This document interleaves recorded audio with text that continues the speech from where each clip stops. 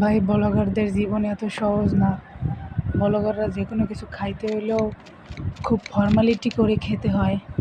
এই যে একটা পেয়ারা খাইতেছি, পিছনে আবার একটা তেনা দেখা যাচ্ছে ভিডিওতে, সেটা সরাইতে মনে ছিল না, তো সেটা পরে মনে হলো যে যা, তেনাটা তো দেখা যাচ্ছে। তারপরে আবার পেয়ারা খেতে হলে কি হবে, ওই তেনাটা সরাইয়ে তারপরে খাইতে হইবে। এখন আবার মনে পড়লো যে আমার তো পায়জামা দেখা যাইতেছে, পায়জামাও দেখান যাইবে না।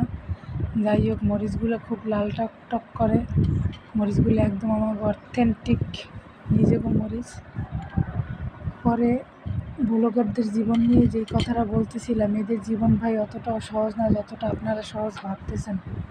খুবই কঠিন, খুব মেনটেন করে সব কিছু এদের করতে হয়। একটা পেয়ারা খেতে গিয়ে আজকে আমার নাকের নলটা ছেঁচে তুলা হয়ে গেল।